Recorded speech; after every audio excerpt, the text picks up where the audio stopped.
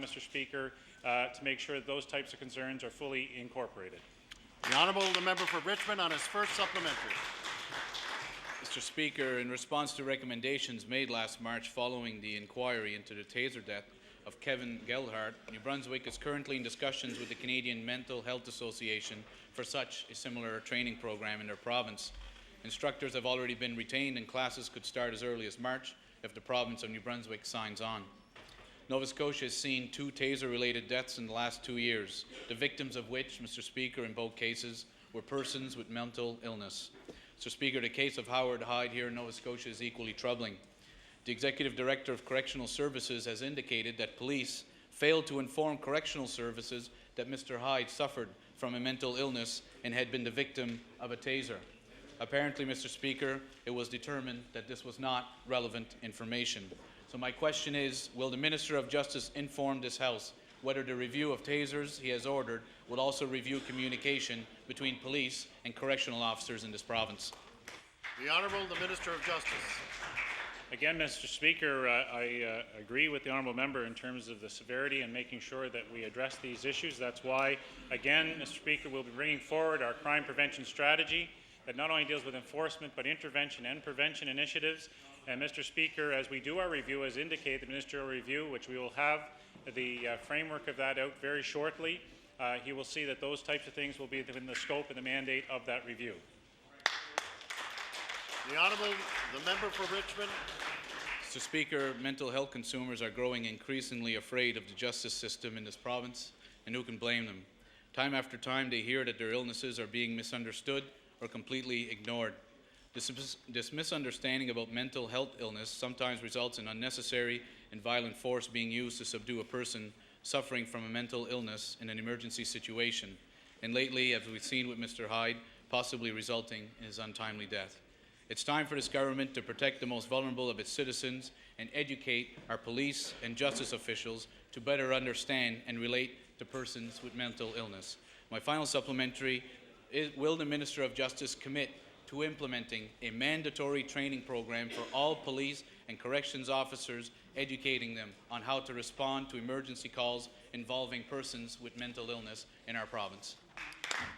The Honourable the Minister of Justice. Thank you very much, Mr. Speaker, and I guess the honourable member and I share a common concern around this. The government is incorporating measures and will continue to do that in the coming days. I'll be happy to discuss this further with the member. The Honourable the Member for Dartmouth North. Thank you, Mr. Speaker. My question is for the Minister of Community Services. Affordable, accessible, quality childcare is one of the pillars of a successful poverty reduction strategy. Yet this department continues with policies that fragment our childcare system and put centres at risk of closing. The operational funding needs a dramatic overhaul, and stabilization grants are not bringing long-term wage increases to workers, making recruitment difficult. My question to the Minister, why have so many critical measures been left out of her government's childcare strategy? The Honourable the Minister of Community Services. Well, thank you very much, Mr. Speaker. I thank my honourable colleague for allowing me to rise and speak to our plan, Mr. Speaker, one of the most aggressive and one of the most successful plans indeed across the country, Mr. Speaker, when it comes to early learning and childcare. This government, under the leadership of the Premier, have invested and committed over $140 million, Mr. Speaker, to quality, affordable childcare across Nova Scotia, Mr. Speaker. That is proof of our commitment to families and children here in the province, Mr. Speaker. The Honourable the Member for Dartmouth North on his first supplementary. Mr. Speaker, Bill C-303 is before Parliament as we speak. It would fund national childcare and offer protection against corporate childcare. The Minister's federal Conservative colleagues are opposing this bill. My question to the Minister, why won't she encourage her colleagues to support the federal child care bill to take measures here to strengthen our system and stop big box daycare in its tracks? The Honourable the Minister of Community Services. Thank you very much, Mr. Speaker. Mr. Speaker, of course, the concern of all legislators in this province, Mr. Speaker, is Nova Scotia. Indeed, we have an interest in what goes on across the country, but I'll let the federal government worry about their bills, Mr. Speaker, and what they do with those bills. But, Mr. Speaker, I traveled to Ottawa, and I spoke against Bill C-303 as the Minister of Community Services responsible for childcare, because, Mr. Speaker, this province, this government, this Premier believes in quality, choice childcare, Mr. Speaker, for families in Nova Scotia. We do not believe, Mr. Speaker, that it is the job of government to dictate to commercial or non-profit centres, Mr. Speaker, where they can provide that quality childcare, Mr. Speaker. That is not what this government is about. This government is about providing choice in childcare, providing stable workplaces for those childcare educators, Mr. Speaker, and we'll continue to do that, Mr. Speaker. The Honourable Member for Dartmouth North on his final supplementary. Mr. Speaker, ABC Learning has a history of buying private centres, squeezing out the competition with artificially low rates, then charging what it wants when there are no other options. It has already started buying Canadian centres, and no doubt Nova Scotia is next on the menu. In Australia, where they own more than half of the childcare centres, fees have increased 123% since 1990. I asked the Minister of Community Services, what measures will her department take to stop corporate childcare from coming to Nova Scotia? The Honourable Minister of Community Services. Thank you very much, Mr. Speaker. And again, I thank my honourable colleague for allowing me to speak to the extremely important issue, Mr. Speaker, of quality choice childcare for Nova Scotian families, children, and indeed those educators in the workforce, Mr. Speaker. Mr. Speaker, there is no more concern any greater to families than quality childcare. That's what this government believes in. That's what we will continue to promote, Mr. Speaker. Mr. Speaker, I'm a little bit confused. Is the honourable member suggesting that I should take the money back, Mr. Speaker, that we provided to those childcare centres across this province in many areas of the province, Mr. Speaker, represented by that party? Or perhaps that party is simply against the private sector, Mr. Speaker.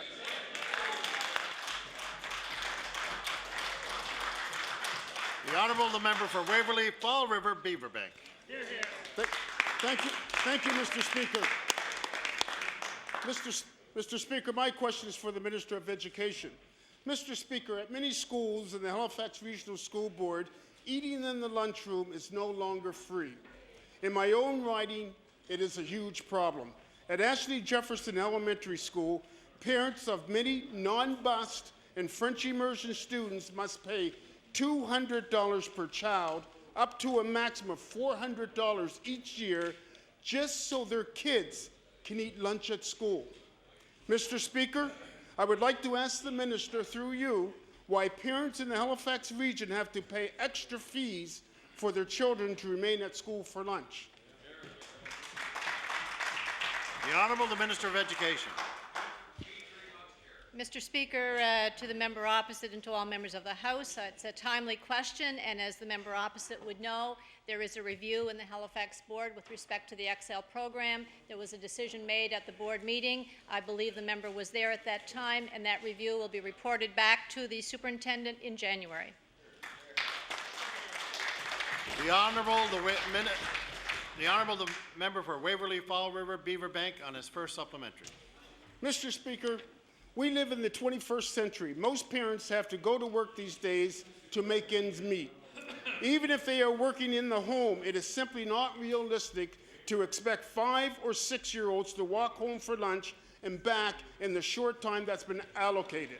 In fact, Mr. Speaker, I would go so far as to say it's a safety nightmare. So my second question to the Minister is, when are you going to fund the Halifax Regional School Board properly so that it doesn't have to charge parents when their children eat at school?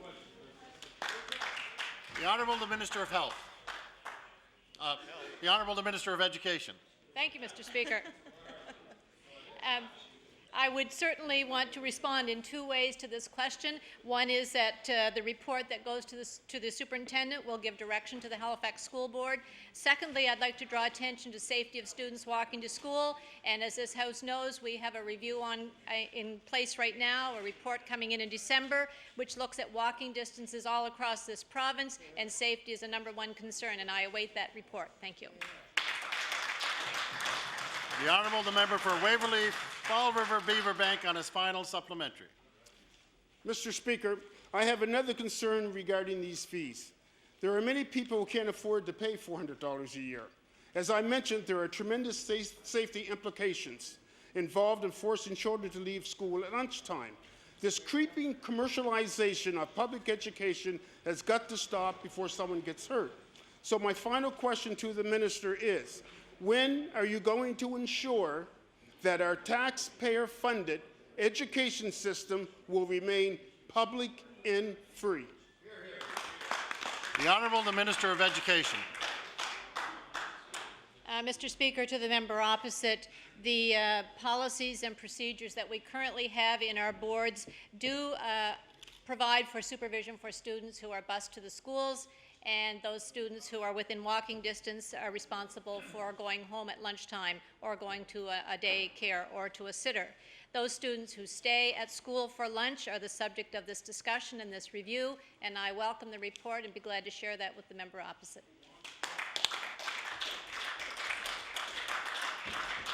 The Honourable the member for Kings West. Thank you, Mr. Speaker. Mr. Speaker, my question is for the Minister of Education.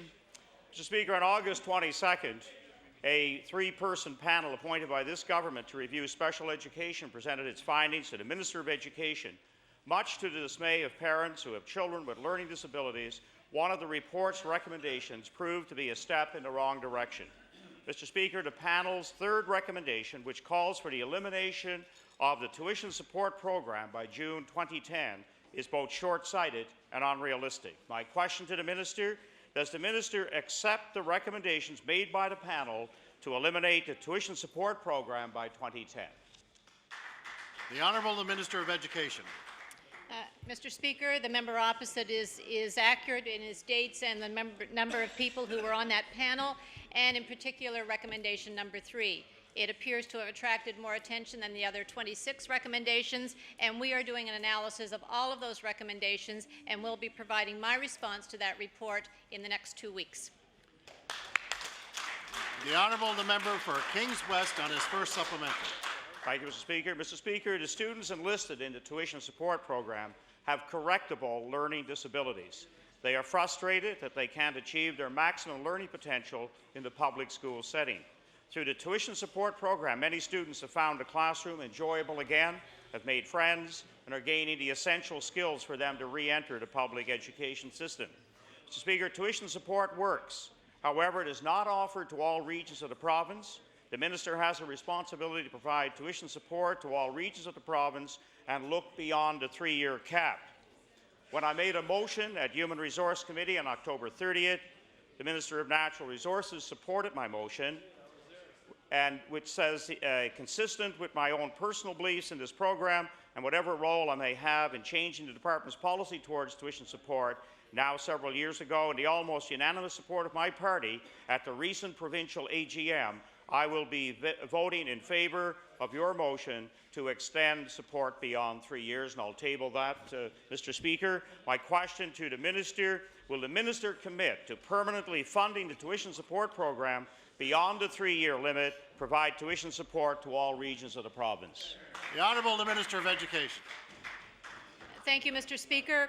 And as the member opposite knows, my response will be to the full report, which includes recommendation number 3. But I would want to say publicly, I said it yesterday with the media, and I will say it here, it was our government that put in the tuition support program, and we are not prepared to take that support away from those students until we have an alternative that is just as good or better.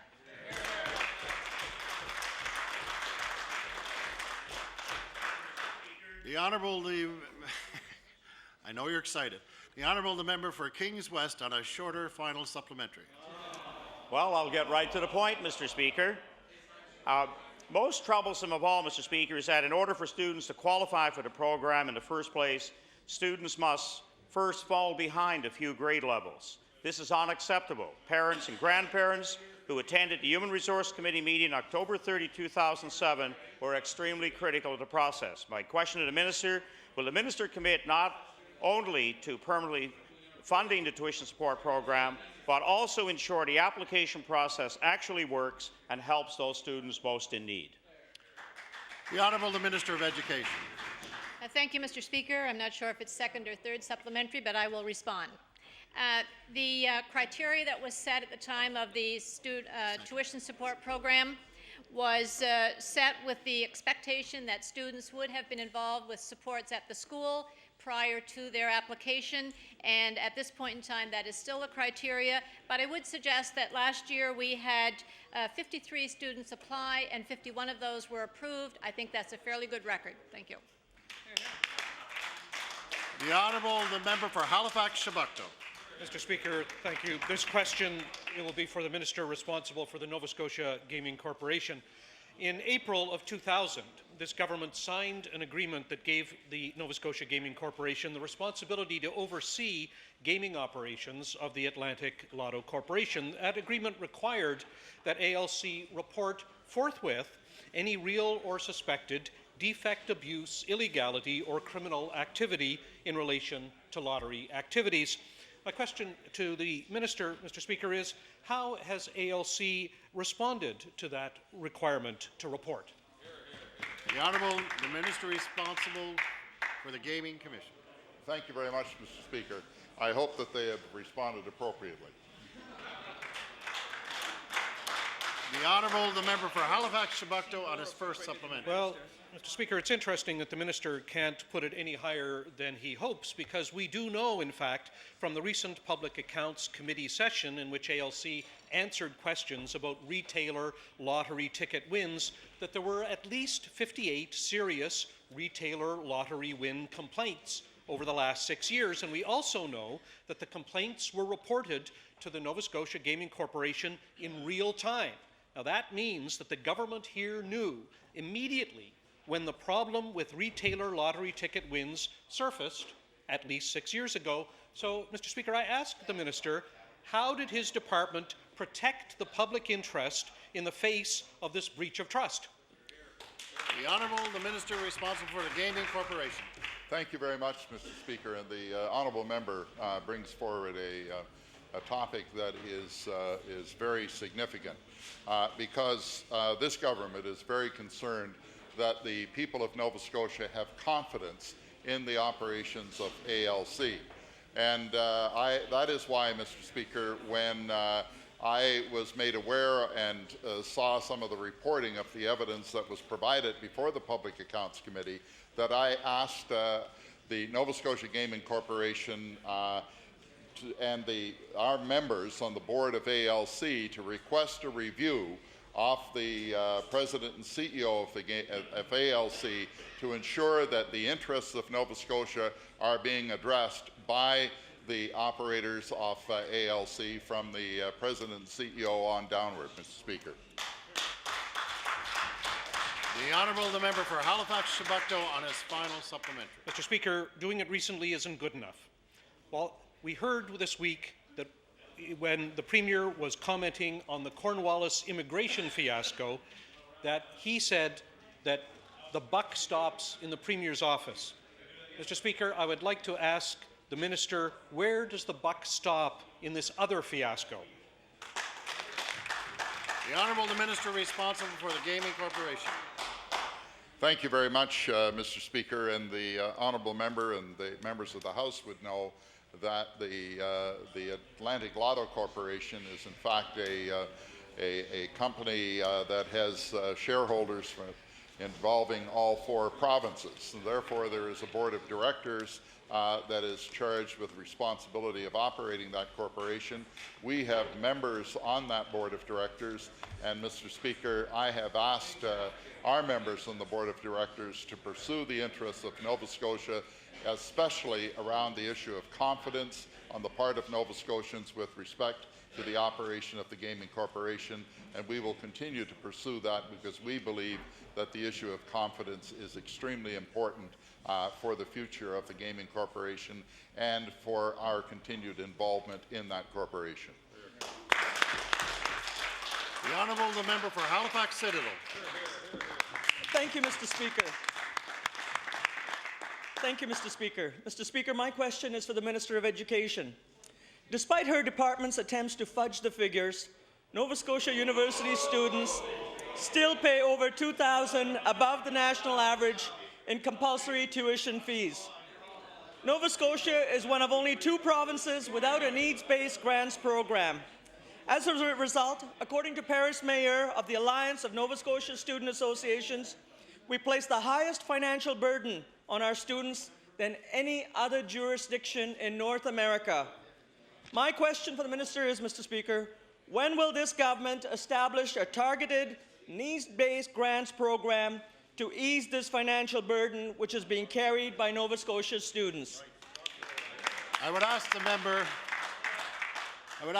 member for Halifax Citadel if he would like to reconsider his language in that question. I withdraw fudge if it's unparliamentary, Mr. Speaker. Thank you. The Honourable the Minister of Education.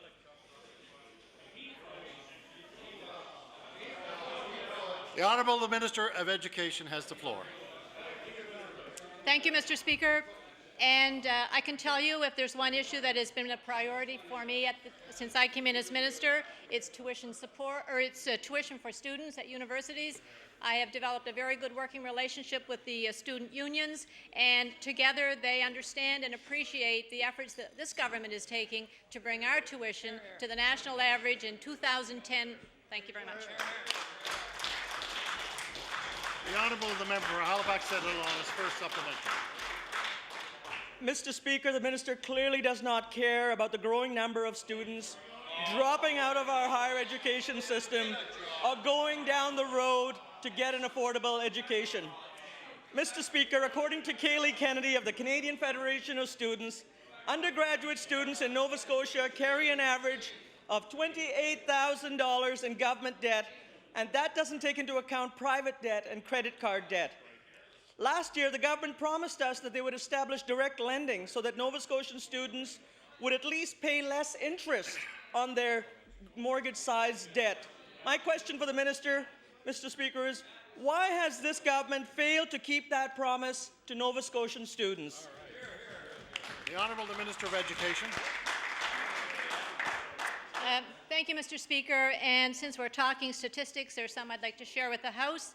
In 2007, all of the provinces in Canada were surveyed, and Stats Canada gave us this information. There were six provinces where university tuition was higher than the national average. So we were one of 6. We are not alone. But the important part is that only 2 of those lowered the tuition for the following year, and we were one of those.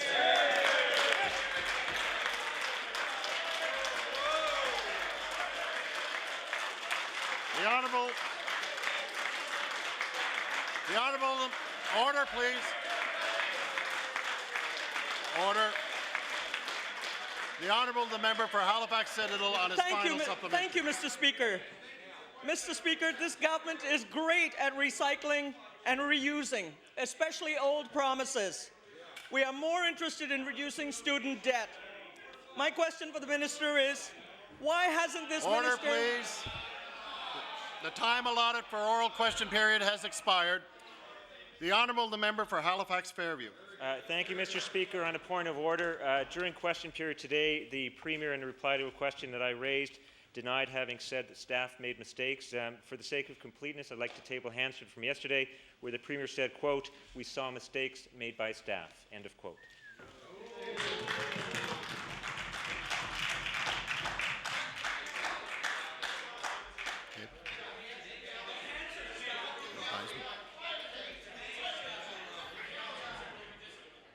It appears that the member has a point.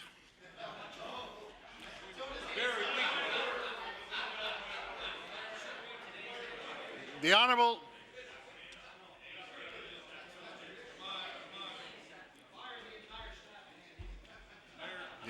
the Government House Leader.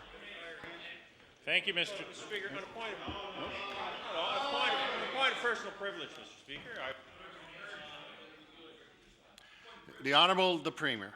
Point of privilege, Mr. Speaker. I would encourage you to read Hansard and take a look at my responses to, with regards to the assertion that the honourable member is making.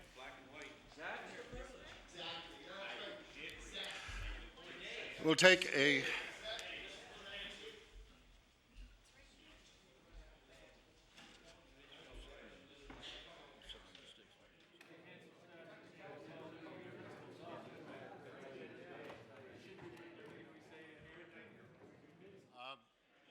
We're going to take that under advisement, and I will get back to you at a later date, Mr. Premier. The Honourable the Government House Leader.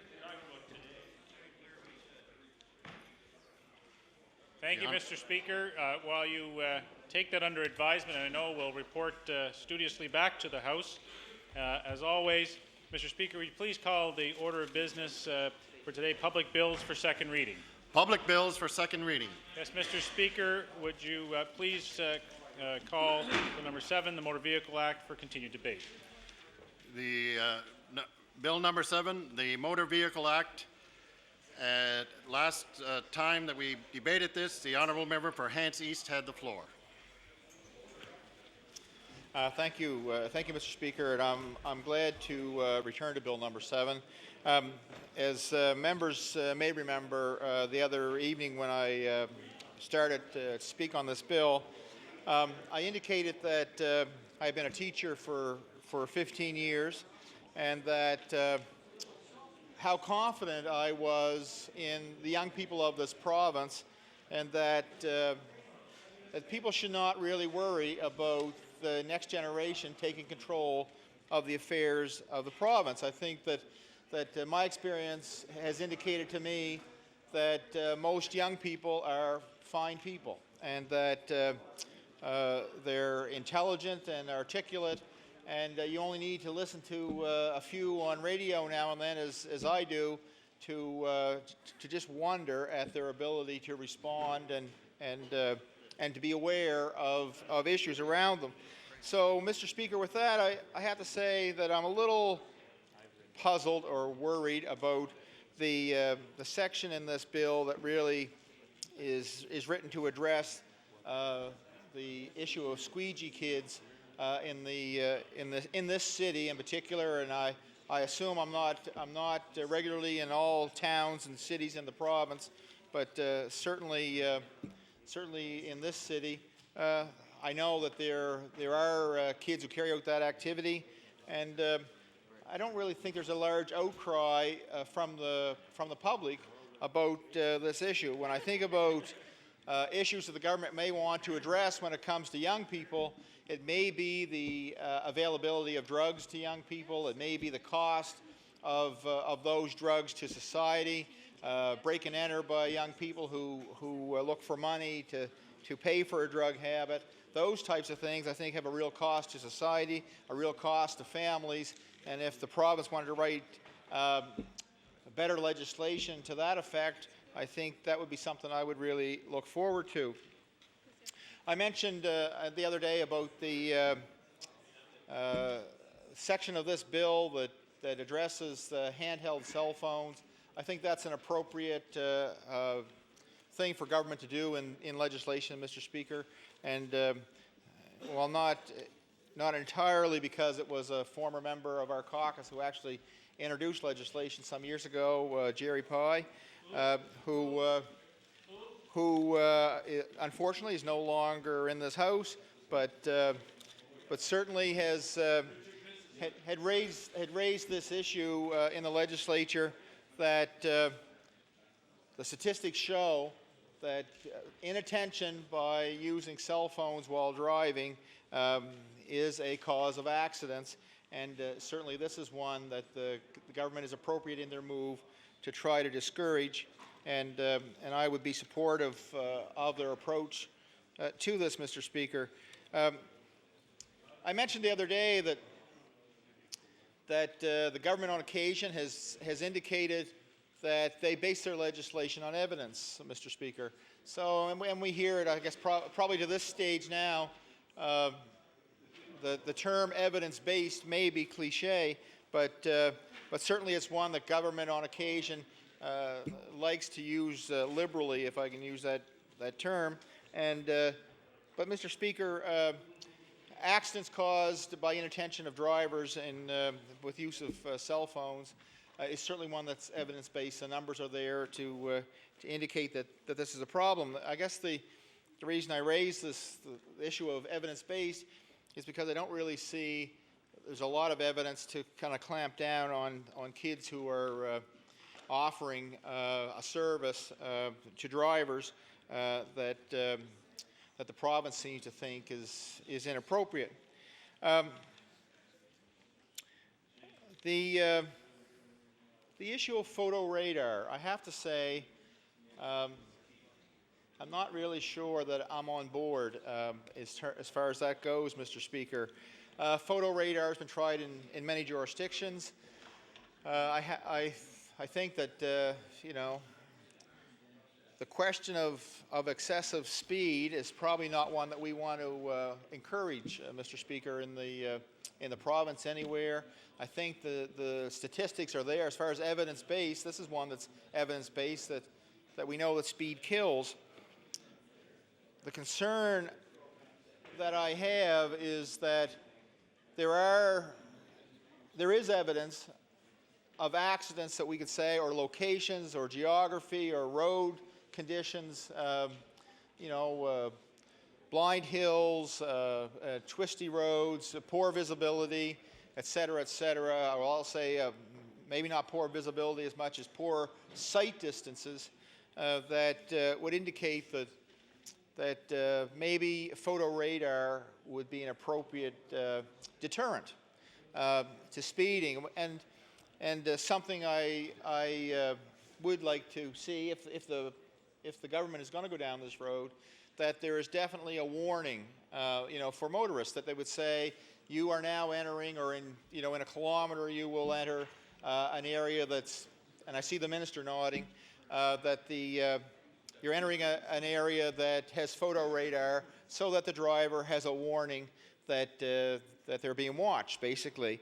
But you know, Mr. Speaker, I have to say that depending on where the government would place photo radar, like I got to say, you know, on the Trans-Canada Highway, you know, that you really have to wonder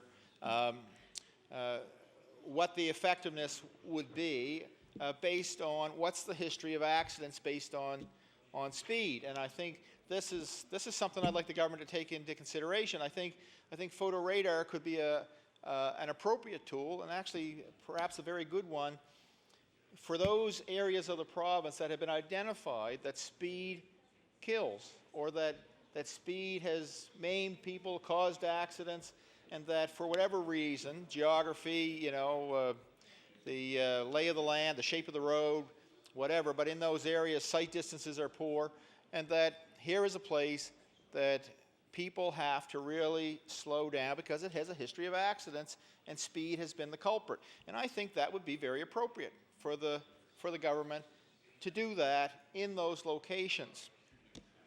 But broad-based across the province in places where there doesn't seem to be any history of accidents because of speed, I just think that would be regarded as a tax grab on the part of the province, and something I want to relay to the minister for his consideration. I'm sure he's probably not going to run back to his office and say change the bill because the member for Hants East made this request.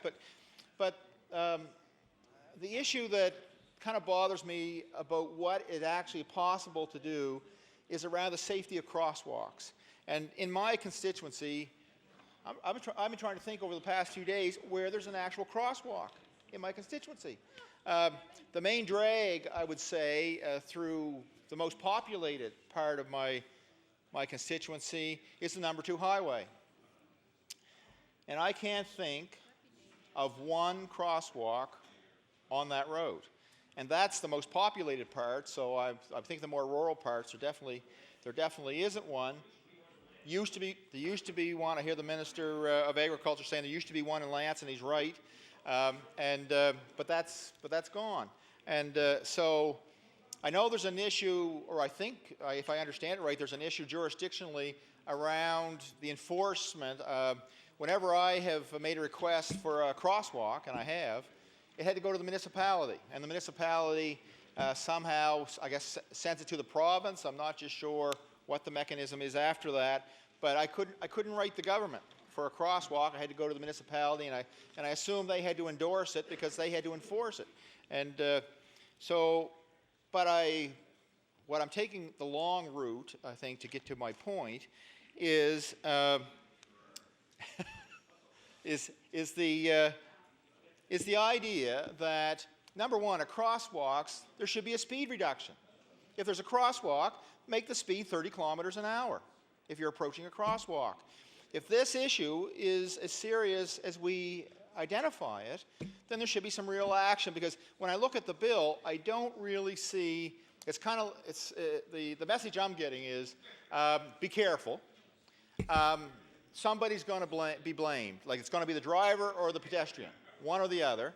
I think in the battle between a person and an automobile, I know who's going to lose. And so, Mr. Speaker, because of the very definition of accidents, they're not premeditated. They happen for inattention, whatever. There's reasons that, for whatever it is, you had a fight when you left the house in the morning. It could be anything. Worry about a child. When you leave, and the same with the person who's the pedestrian. They have a million things on their mind. They step out into a crosswalk with that bit of inattention. But to me, if you wanted to use photo radar at a location that actually might have an impact, it would be to put a warning before a crosswalk that there's photo radar and you have a speed reduction to 30 kilometers till you get through it. And I would think that at least that would kind of give a heads up to drivers, pay attention here. Number one, you're entering an area that could be relatively dangerous for a pedestrian, where you should be paying attention anyway. But the other thing is, there's somebody watching to ensure that you do that. Because to me, it's all that trauma around if you were to hit somebody, or you were to be hit, what the impact of that is on the two people, on the families, etc. And then we're going to say to them, oh, we're going to fine you. On top of all that, the damage, the guilt, everything that they have to live with for something they didn't plan and nobody would want, then we're going to start to accord blame. Well, the minister, we can still do that if that's so necessary, but I think these other mechanisms would actually, what we want to do is try to ensure as much as possible that these things don't happen. If we could prevent that from happening, that's worth far more than the fine. So I would say that if crosswalks and the accidents that happen at crosswalks is as significant as we think it is, and I think it's important, I agree with the minister on this. When I leave leave the house and head for Enfield, usually I take the McDonald Bridge and then go up to Victoria Road and on out to the 118. But one of the parts of the world that drives me crazy is when you leave the bridge and head up to Victoria Road, there's two crosswalks. And here you have a situation where the light changes green, and you got two rows of traffic taken off, and the first thing you're putting your brakes on because you hit a crosswalk, well, not hit a crosswalk, but you came to a crosswalk, and then you barely get started and you come to another crosswalk. I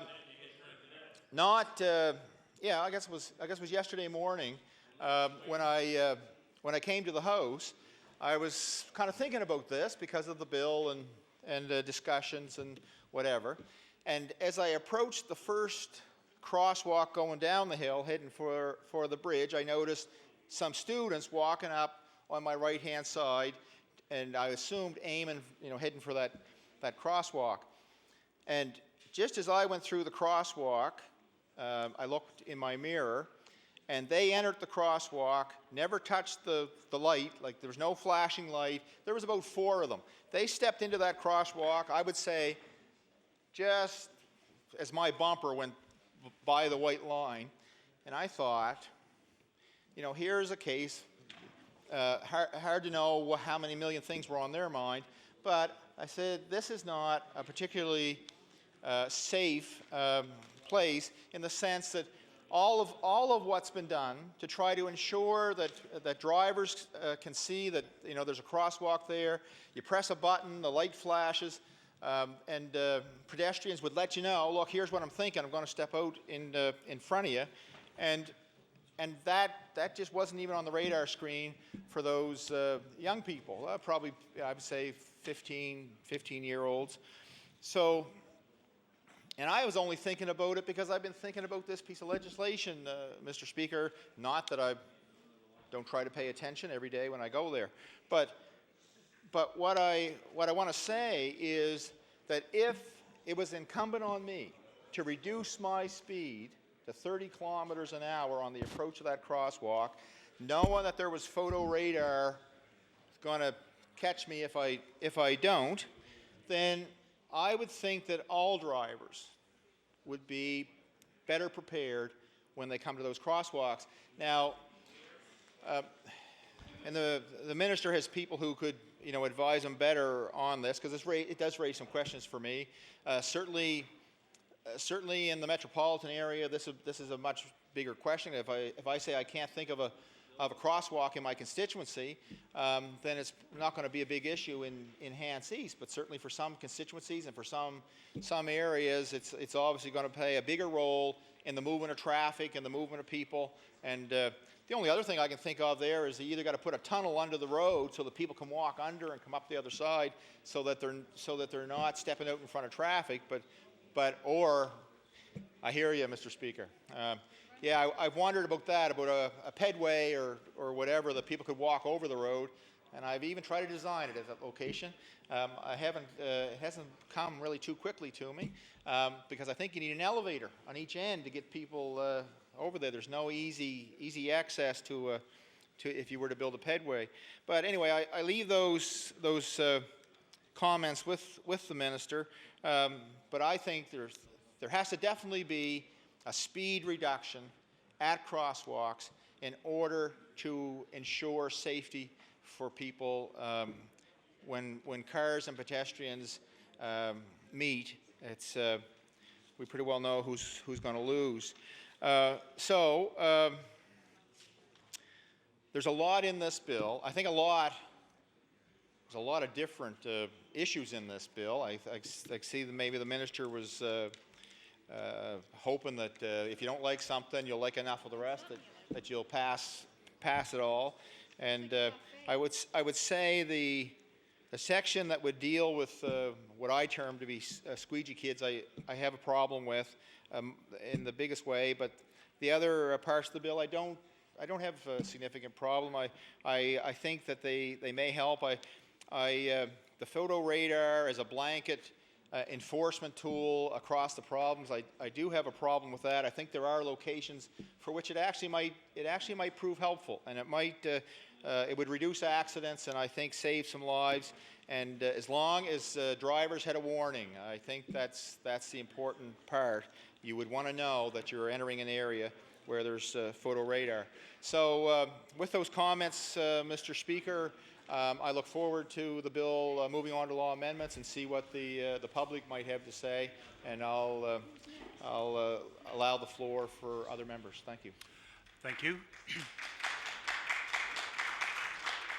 The honourable member for Digby Annapolis. Thank you, Mr. Speaker. I'm pleased to stand here today in my place and speak on Bill 7 of the Motor Vehicle Act. I agree. I won't take much of your time, Mr. Speaker. I know probably there's better things to do, and there's a lot into this bill. I know there is, and I just want to touch on a few things. Maybe get a little personal about a little more than the distraction of a cell phone in your hand while driving a car. I believe there's a lot of laws maybe should be done, put forward to stop distractions in a car. But at the end of this, I'll come to the point where I already thought there was a law to stop all this. What? Oh, yes. When it comes to talking on a cell phone in a car, that's probably the least distracting thing that I do in a car. Oh, yeah, tell us. Okay, I'll tell you. I've got a list. Okay. You got our attention now, Junior. To find the number on that phone is my biggest distraction. To get a hold of somebody on that telephone, your eyes leave the road. They'll always leave the road. when you're trying to get your number, get your contact on that phone. So once you get it, I mean, you can talk. It even keeps me awake sometime when I'm trying to get down through the valley, falling asleep, the sun in my face. If I can get somebody on that phone and keep me awake. So I believe we all experience this. I'll give you another experience we've all experienced. Let's talk about Tim Hortons for a minute, because maybe Tim Hortons, maybe I won't go there. All coffee cups. Let's go with all coffee cups.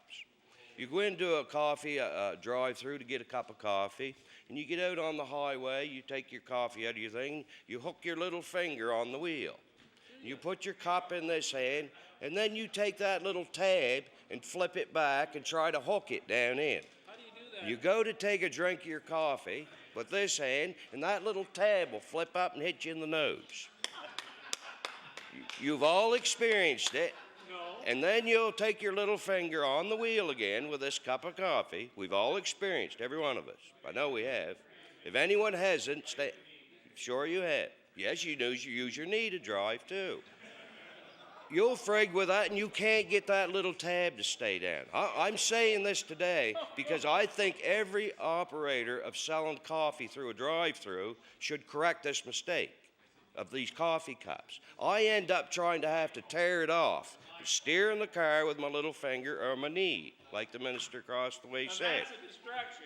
That's a distraction. I guess it is a distraction. So that's your cup of coffee. You're not even on the phone yet. You're going 2 miles, 3 miles, or 3 or 4 kilometers getting that little tab tore off, spilling half your coffee down over you. You know, distractions. Another distraction along the road. You're driving along the roads, and I've seen this happen, especially when there's alders growing up around them. I knew you get alders in there. Here. Of people trying to read these signs through the alders.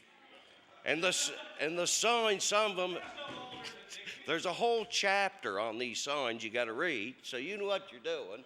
Not an eye on the road. Here you are trying to read these signs through the alders. Distraction, a lot of distraction. You've read newspapers letting over in your seat. I watch people do that all the time, trying to read the newspaper and driving on the road. It's true. You're writing. I've seen people writing with a pad on their wheel, writing notes of some kind. Have you done it? I've done it. I've done that. You know, you're looking for channels on your radio. It's just lighting a cigarette. Whoever smokes, now there's 20% of drivers still smoke. Put a cigarette in your mouth and crossed eyes with trying to light the end of that cigarette. That's the distraction. Distraction. Bumblebees, get in your car. You're driving 100 kilometers an hour trying to get this bumblebee from you. It's just distraction after distraction. We're not even on the phone yet. But how will you ever enforce, Mr. Speaker, how will you ever enforce not using a handheld cell phone? Someday if I meet the police and I'm scratching my head, and I do a lot at this job, I scratch my head a lot. Have I got a phone in my hand? Will I be pulled over and say, look, you was talking on your cell phone. I seen your hand up to your head. Oh, no, sir. I was just scratching my head. Truth. How will you enforce that? Listen, when I was 16 years old, a long time ago, 38 years. 38 years ago, I took a driver's course. Yeah, how was it? And when I took a driver's course that day, I'll never forget it. The first thing he told me, he says, put your hand on 10 and 2 and keep them there. I took my hand off. I remember taking my hand off, and he scolded me. He said, if you take your hand off that wheel again, you will not get your license. So I, for all my life, 38 years of driving, well, maybe not 38. I won't go there. I always thought that was the law, that is the law of this province, that you have your hands on that wheel, 2 and 10. If your hands are not on that wheel, Mr. Minister, you are breaking the law. So I. How do you light your cigarette? Right. You're not supposed to smoke. You're not supposed to chase bees. You're not supposed to drink coffee. You're not supposed to drink read. Read newspapers. How do you shift You if do you're that when you stop. You stop, you go home, you come in here and read your newspapers. A lot of you. Anyway, that is the law. Is that not the law? I'm not sure, but I was told when I received my driver's license that that was the law of this province. You got it first try. Radars. Radars, I believe radars will be a great thing for this province. And the example I'm going to give you is where I live, on Digby Neck in the Islands. Down on Digby Neck where I live, if I stop to the store up the head of the neck coming home, Mr. Speaker, and they're in there chatting, and everybody watches every car goes by, there's only one road out, one road in there. They'll say, the RCMP's down the neck today with the radar up. You don't see any speeders that day. On the islands, the cars will go on to the islands, every one. Board the ferry boats, everybody chats. The RCMP's on the island today with their radar out. Nobody speeds that day. Can't they hide in the alders? That's where they hide, in the alders, with their radar. But nobody speeds. If we had radars around this province, and I don't think they got to be known where they are, but if you know they're out there, I think you're going to think twice before you speed. They do down on that neck in islands when they know they're down on that island that day. So I believe radars in this province would be a good thing. I won't get into how they'll be enforced or whatever, but squeegee kids. Should the province, I mean, I've talked to a lot of people down the western end of this province, the eastern end, south and north. And the only problem there seems to be a problem, Mr. Speaker, with squeegee kids is in the city. There's no squeegee kids down where I live. I've never encountered one. I've never encountered one in Yarmouth, and anywhere else. There seems to be a few around the city. Should we be legislating in this House a law to stop a handful of squeegee kids in the city? I'm not sure, but I think that's maybe something the city should be dealing with, I believe. Crosswalks. I believe people, Mr. Speaker, I believe people put too much faith into lights at crosswalks. Too much faith in them. Down home, we don't have any lights where I live. I don't even think we have any crosswalks. I don't believe we have any crosswalks.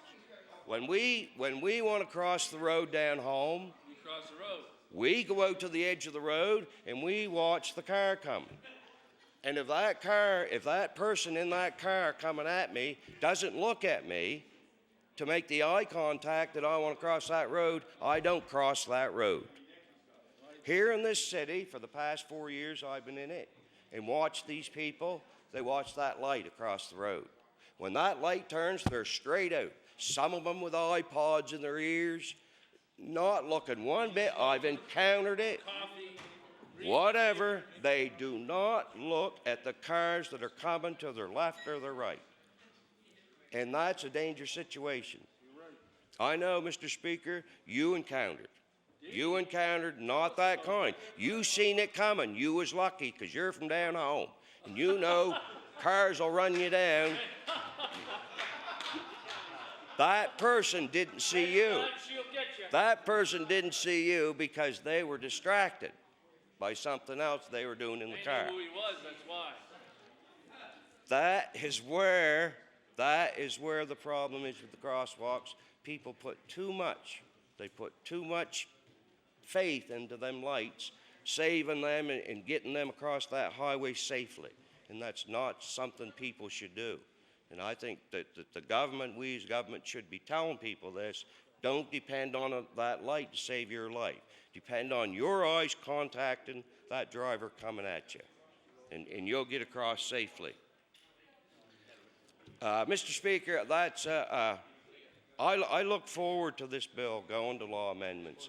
and seeing the response from people. And I hope people come in and respond to this bill. I believe it's a good bill, and I think there's already, Mr. Speaker, I think there's already a law in place to take distraction out of driving a vehicle. And I'm not a lawyer, but I believe today, 38 years ago, that when that driver instructor told me if I took my two hands or one of my hands off the wheel from the 2 and 10 position or 10 and 2 position, that I was breaking the law and I would not get a license. So after that, I figured if I took my hand off the wheel and was caught, that I would lose that license. So with that, I thank you, Mr. Speaker. Thank you.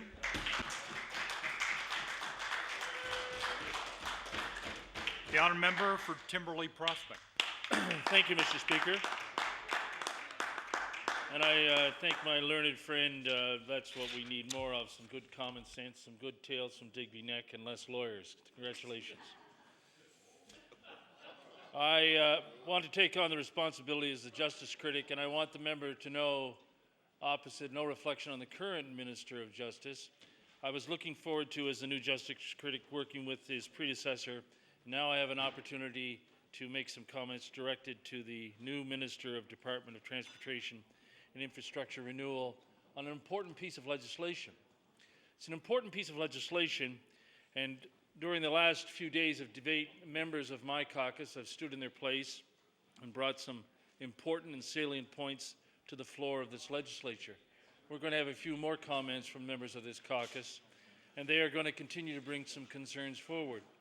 In particular, I would like to thank and congratulate the MLA for Halifax-Needham. The member from Halifax-Needham, in her comments the other day, gave us an important history lesson. She, of course, represents the north end of Halifax, and during her comments, she very clearly pointed out, and I know the member from Digby-Annapolis will be aware of this, of course, that her particular constituency includes a number of these destinations where there is solicitation by young people coming out offering to clean your vehicle. The comments that the member from Halifax-Needham made at that time were perceptive. They dealt with the reality of the issue. They dealt with the fact they were criminalizing the marginalized in many ways. And I want to begin with complimenting the MLA for Halifax-Needham for so eloquently making the points that are going to be brought up when we discuss this bill as it moves on to law amendments. And the member from Digby-Annapolis and I are on the same wavelength, although not with the same driving habits, I want you to know. That's the reason I never learned to smoke while driving a car. I had to keep my hands at 10 and 2. I want you to know, Mr. Speaker, I'm concerned about the fact that we have to deal with squeegee kids, when we have to deal with squeegee kids with such heavy-handed legislation, when in all reality this is a municipal HRM issue here within the city. That's the issue that is in many ways we're criminalizing the marginalized. I also want to congratulate and thank the member from Cole Harbour, the leader of the official opposition, who very clearly laid out his concerns when it came to the street racing bill. And street racing in certain parts of this province and in certain parts of my constituency remains a huge problem, where there is an arranged racetrack, be there at a certain time on a Friday night, basically in a quiet road. And I'm not talking the back roads with the gravel flying. I'm talking a suburban street where they conveniently block off the streets and they have a street race. They have a street race at a prearranged time. And, you know, the member from Cole Harbour brought the concerns forward because he had introduced earlier a street racing bill. I also want to compliment the MLA for Queens, the new critic for transportation and infrastructure renewal, as she went through the bill and brought out some of the concerns as our critic on this particular piece of legislation that she has with the process of how this piece of legislation was coming forward. So I said at the outset I was looking forward to working with the predecessor as the Minister of Justice. And you know, the current Minister of Justice consults with me as a new critic, as did the Education Minister when I was the education critic. On many occasions we had the opportunity to be able to sit down and say in advance, this is a piece of legislation that we're bringing forth, this is something that we want to have your support on. You might have concerns about certain clauses in it, but in advance, we were made aware of legislation that was proverbially coming down the pipe. the Minister of Education, to her credit, should be there when it looks at an example of how to do things when consulting with critics in a minority government. The Minister of Justice and his staff recently did that with myself and the young member from Richmond, where we sat down with staff and we were made aware of the pieces of legislation that were coming forward. When we received the word that this particular bill was going to be announced in the Red Room, and in comes Superintendent Burnett along with Chief Baisley, it was by complete surprise that when I said to our critic, were you aware of this piece of legislation coming in? And the answer was no. Now, we are dealing with an omnibus bill here, Mr. Speaker. You know of what we speak. We're dealing with an omnibus bill that includes various contentious clauses. Some clauses that personally I can live with and members of our caucus can live with, and others that we cannot. So when we're dealing with an omnibus piece of legislation, do we want to proverbially throw the baby out with the bathwater? This is minority government. This isn't how you do business. You do business by consulting with the parties opposite. You make them aware of the concerns that you have, and in advance you begin to say, these are some things in the bill that you propose, Mr. Minister or Madam Minister, that we cannot deal with. The Education Minister has done that for years with her staff.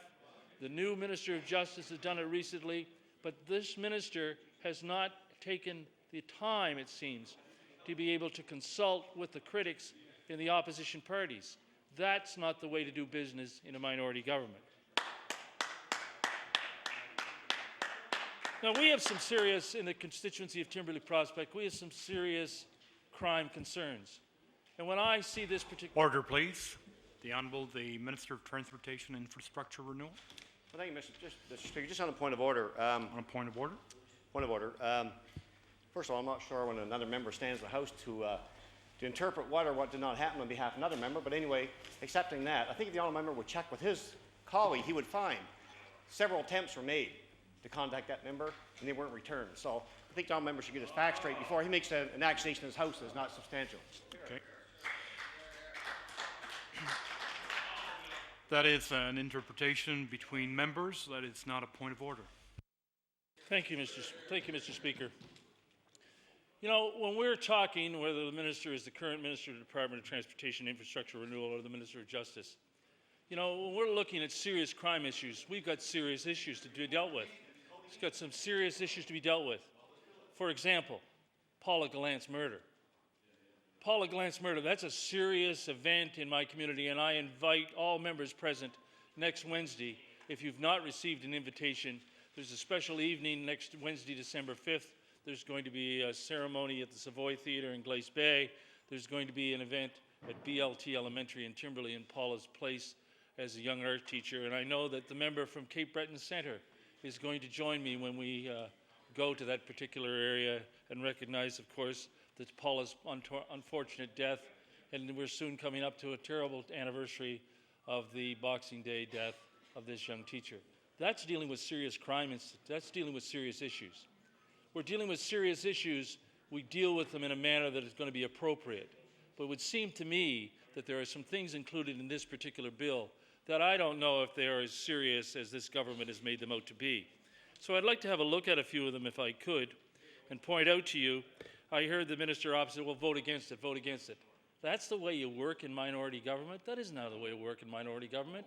Our role in opposition, and he should remember his days when he sat here next to me on certain occasions when we tried to change legislation, is you work with the particular department, you work with the minister to improve the legislation. We're not going to march this bill over to law amendments and then march it back. We're going to try and make it a better piece of legislation, a better piece of legislation. So if the member opposite could take the time to consider the fact that I have a couple of concerns that I'm going to bring to his attention now, and let's look at these particular suggestions. There is a pilot project involved in the photo radar section of the bill. A pilot project. Now, as a teacher in a previous career, I'm aware what pilot projects in the education business are. It's a pilot project that you're going to try photo radar in a number of places. We're going to see how it works. And I heard Chief Baisley speak on the fact that he identified, as the chief of the HPD here within the HRM, a number of locations that he's thinking of where it would be appropriate to have a pilot project. But there is no mechanism within this legislation that after the pilot project, the minister reports back to this legislature to consider whether the pilot project has had these results or those results. Instead, that is not the pilot project that we're hearing of. They are going to decide within the government how this is going to be done. It's going to be expanded or not going to be expanded. We have an 18-month pilot project. At the end of 18 months, we have no assurance that the pilot project's results will be brought back to this House, and the results will be looked closely at whether it should be expanded or not. Has it reached success? We heard the young member from Richmond brought up some examples from Calgary. We heard him brought up some other examples from other jurisdictions. We are going to bring forth certain examples during law amendments. But a pilot project it has a time frame. You then look at the results. You report back to the House, and based upon the results on the experts of how this project went in these various locations, we would then proceed with this particular piece of legislation.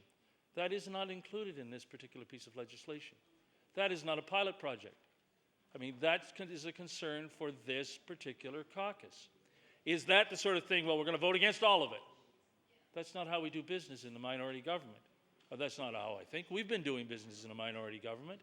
Hopefully there will be an opportunity when we go through law amendments, or when, of course, we bring it back into committee of the whole House here, where we look at certain amendments that we want to bring forward. So we are bringing that to the attention of the minister and his staff so that they can be aware of the fact that we have some concerns. And on behalf of the NDP caucus, I'm pointing out the fact that that is not a true pilot project.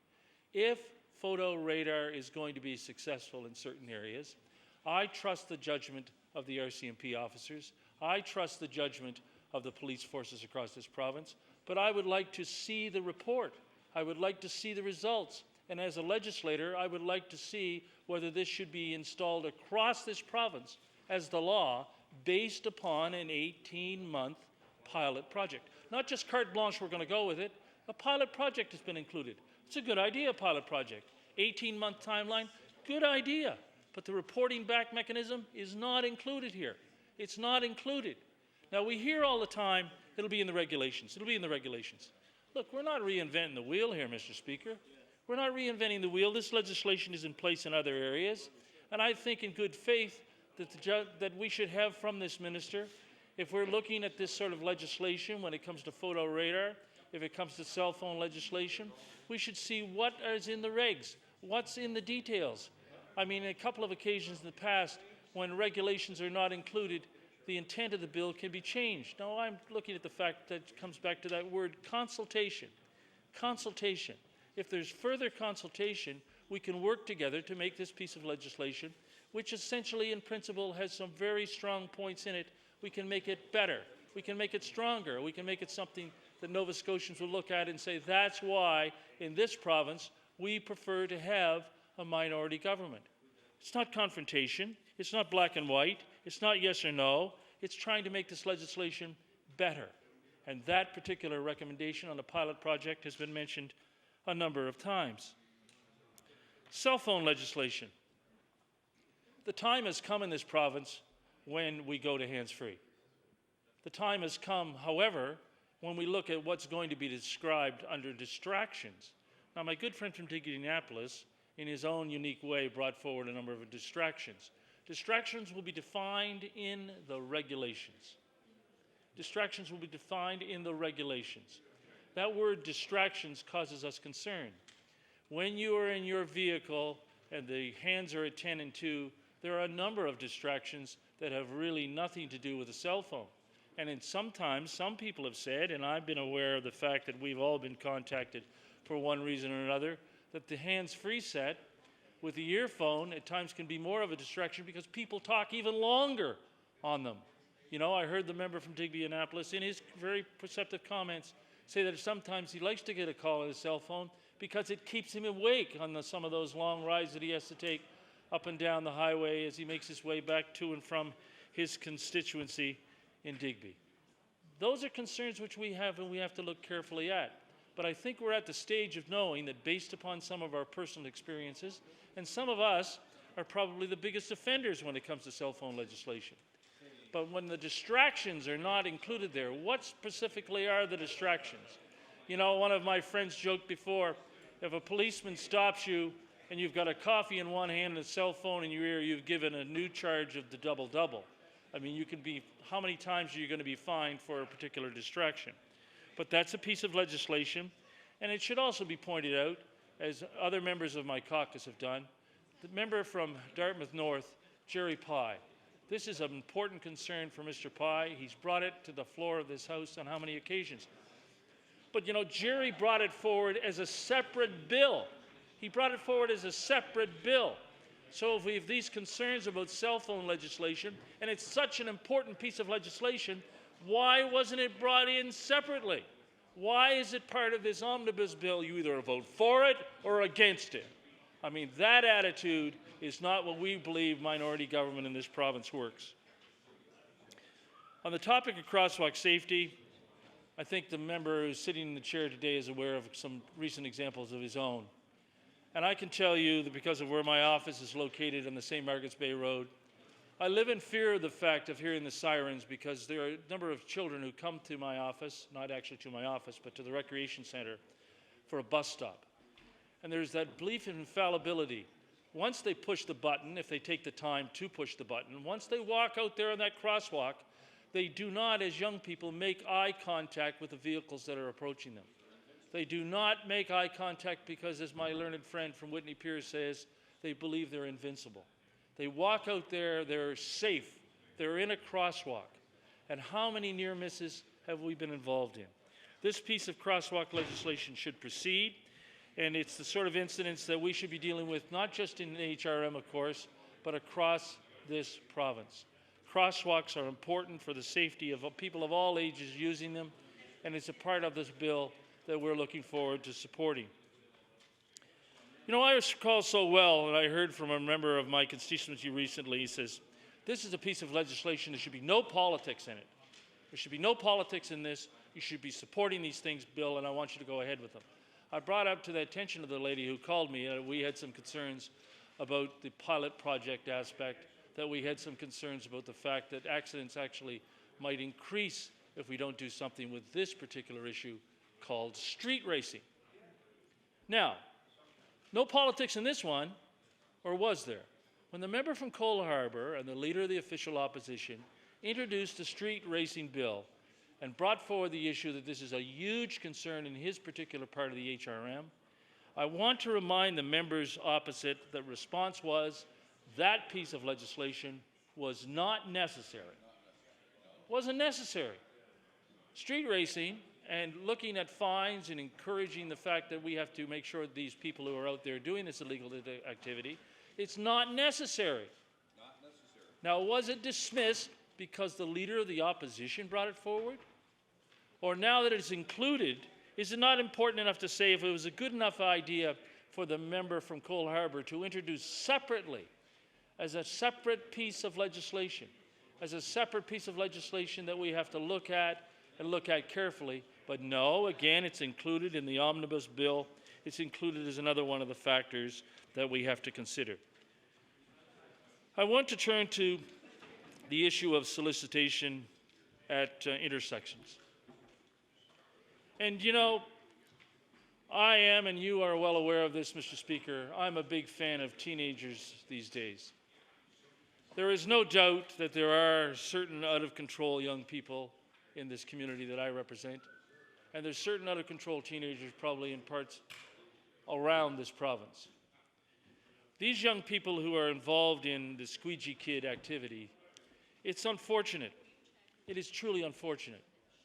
And they are annoying, and I want the member from Shelburne to know he has emptied his pockets and has emptied his coffee tray a number of times by giving money to them. I want it on the record that I do not give money to the squeegee kids. I say to them in return when they make conversation or eye contact with me, I'm sorry, I am not going to help you today. I think it would be more important, especially when they say there's no jobs in the HRM. You can't get into a debate with them, but I consider the opportunity to interact with somebody at a cross or interact with somebody at an intersection. I make it very clear to them that I'm not going to support the fact that they are in some ways not just a nuisance to me, but they're putting themselves in the way of danger by going up and down the streets.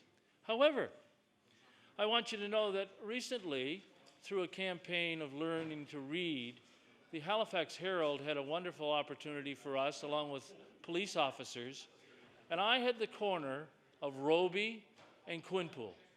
I was in the corner of Roby and Quinpool with a young police officer from my community, and we were giving out newspapers as they came along, rolling down the window, walking up in between the vehicles. This was between 7 o'clock and 8 o'clock in the morning. It was a busy time of the day, and you have to have your wits about you at the time. But during that opportunity that we did that, I began to realize that I was offering these people a service. But when they saw us as adults, they saw me standing there with my Boston Bruins hat, and no one slammed their door in my face.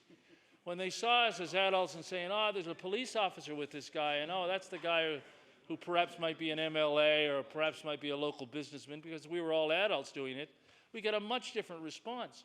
We were soliciting in return for the fact of people stopping and rolling down the window, saying we're learning that this is Learning to Read Week, this is from the Halifax Herald, thank you for supporting us. No money, we're not taking any dollars from you, thank you very much, and keeping them going. That's a form of solicitation. Now, my Lions Club is concerned because they are now aware of the fact that they will have to go get a permit if this legislation proceeds, because they, of course, each and every June, the first weekend in June, have a seeing eye dog road toll in my community. A seeing eye dog where people reach into their coffee cups, reach into their coffee change, reach into their pockets, and in many cases empty their money, be able to help us to reach a seeing eye dog. Do you know that between 9 o'clock in the morning and 4 o'clock in the afternoon last year in the community that I represent, the St. Margaret's Bay Lions Club raised almost $5,000. $5,000 from 9 in the morning till about 4:45, if I remember correctly. $5,000. But we were soliciting. You know, we had our Lions Club vests on, we had our hats on, we were out there interrupting traffic, and I think it's a real consequence that people have to clearly look at this piece of legislation to saying the solicitation by a teenager, a solicitation by a young person, as opposed to a solicitation by an MLA at a street corner when it's Learn to Read Week, or by a St. Margaret's Bay Lions Club member at a stop intersection. Those are things that are all taken very differently. Now, there's no doubt that squeegee kids are, and I said to my member from Shelburne, I consider them a nuisance. But we're not solving the problem by getting them to be fined $250. That's not solving the problem. How are they going to afford $250? I mean, the point is, after all, I mean, it's like, if I can use the expression, swatting a mosquito with a sledgehammer. I mean, we're going to deal with the issue. Let's deal with it in a reasonable manner. These young people are out there on the street for all kinds of different reasons. They're not out there. If they had their choice, many of them, they would have other ways of making an income. Now, I know I've heard the horror stories, and I want you to know that I'm a regular listener to the phone-in shows here in the HRM. We're talking a small group of young people who have caused problems at certain intersections in the HRM. My friend from Whitney Pier was explaining what squeegee kids were to a gentleman that he was at the Cape Breton Eagles hockey game with, and as he said to the member from Whitney Pier, we don't have any squeegee kids in Sydney, we don't have any squeegee kids in Cape Breton. But here in the HRM, somebody's got the ear of this minister. This is going to be the government that's tough on crime, and we're going to take care of the squeegee kids. So when we look at the results that they're going to have when they go to the people next time. We got rid of squeegee kids. We now fine them $250. And that'll take care of the problem. We'll drive them somewhere else. There could be further problems involved. Finally, I want some members to know opposite, that from the experience that I've had when it comes to legislation in this province, there's always the concern when it comes to regulations. I mean, there's parts of this bill, the intent and the principle is fine. But what will the regulations actually include? What will be the regulations when it comes to street racing? What will be the regulations when it comes to photo radar? What will be distractions according to the definitions when it looks at cell phone legislation? What are those regulations going to be? Now, I'm not expecting the government to consider that they should be able to consult with all members of the opposition in every regulation. But there's a better way to introduce legislation than this particular piece of legislation. It's a better way to do businesses in this House than that particular way it's being done. We have some concerns. The minister and the members opposite, when they go to law amendments, they're going to hear some of those concerns. So we don't want this attitude, it's my way or the highway, vote against the legislation. What is the good of having legislation that's going to be that divisive? We have concerns when it comes to street racing. We have concerns when it comes to cell phone use. We have concerns when it comes to speeding. We have concerns as a party about criminal activity in this province and in our constituencies. Some of these issues are being dealt with in this piece of legislation. I think it would have been a more appropriate way to deal with them with separate pieces of legislation. That isn't the case. The bill will proceed through to law amendments. And then hopefully at that time, after the minister and his staff hear and are aware of some of the concerns that will be brought forward at that time, hopefully they will listen to these concerns and not just say, we're not going to be acceptive of amendments. It's highway or my way. It's yay or nay. That isn't how we do business in minority government. That's not how a responsible opposition is going to continue to do business. We are going to make this legislation better with amendments, better by listening to Nova Scotians. And when it's brought back to this House and voted on, we'll have a clear definition of what actually this bill includes. I thank you for your time, Mr. Speaker. Thank you. The honourable member for Preston. Thank you, Mr. Speaker. I'm not going to take much time this afternoon, but I wanted to speak on Bill number 7, as it has a major impact on many people in the province of Nova Scotia. I think there's some very good points in the bill, very good things that I think will help Nova Scotians long term. There's also some things in the bill that I think are going to be very controversial as time moves forward.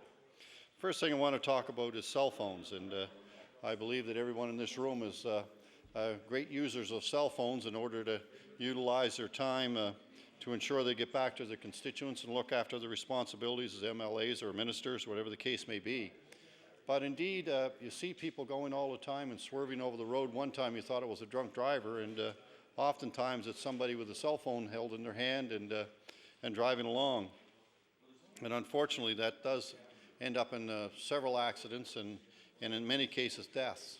And I can recall one that was very, very tragic in the area around Montague and Port Wallace area, where a garbage truck actually flattened a car, and the young lady in the car was using a cell phone, and of course passed away at the scene. But the garbage truck did everything they could when the car was coming towards her, towards him. It was on his side of the road. The young lady was speaking on a cell phone, didn't even see him coming, and she was on the wrong side of the road, and he tried to swerve and avoid her, but it ended up in her death. And that's a direct cause of cell phone use. And I'm sure there's a lot more tragic stories like that, stories that could be resolved. And the unfortunate part, and it's always unfortunate when someone dies, this is a very young lady, and her whole life ended right there that day, while probably talking to a friend on the cell phone for something that really didn't matter that day. And that's the unfortunate part of cell phones when they're used in that context. I'm pleased to see that you're going to still be able to use the hand-free system. If the legislation isn't changed, that'll allow people to use either the headsets they use that are very inexpensive. Most cell phones come with them, and pay a bit more attention. Now, there is some controversy about that, and they do say indeed that does cause some problems. But again, it's a matter of time and balance with all these things, and hopefully there'll be less accidents with cell phones. You talk about photo radar, and I can remember years ago photo radar situations, and in particularly in Ontario, where there was some unfortunate incidents that happened with photo radar. And I've got some areas in my riding that sure could use photo radar right now. I'm not a supporter of photo radar. I don't think it's appropriate. I think the solution would be, and I've jokingly said in our caucus, I think I'm going to register all my vehicles in my wife's name, so I'll never get a ticket, and she'll probably get a few. Not that I speed, but she would undoubtedly get some tickets to go with the ones she already has. But that's one problem with the system. And indeed, if it's just a cash grab for the municipalities or the province, whatever the case may be, this is not appropriate. But on the other hand, there's other areas that this could be used. I have one area in my riding on the Montecure Road. We have a tremendous amount of shortcutting during rush hour. And that could be resolved, by the way, if the government would put the money forward to build a bypass, a 107 bypass, and finish that, and that problem would be gone, and we wouldn't have the enforcement problem. But unfortunately, they've not seen fit to do that so far, so hopefully, I'm hopeful in the upcoming budgets they may consider that. But that area is really prone to a lot of traffic in a 50-kilometer zone, and when you talk to somebody from the area, the first thing they do is talk about the speeding. And some of the people that talk about the speeding say up front, the younger people, they say, I used to speed, but I don't speed anymore because I see how dangerous it is right in front of my own home. And that's pretty scary when you think about it. And I've walked along the streets there and talked to people, and if it's not rush hour, it's a really quiet street, even though it's a long street that connects the number 7 highway through to the Port Wallace area. But when rush hour comes, either in the morning or evening, it's not safe to walk on that side of that road. There is no sidewalks, and there is no, there's the narrow shoulders. So photo radar may work in a location like that. It may slow down traffic. It may help the situation.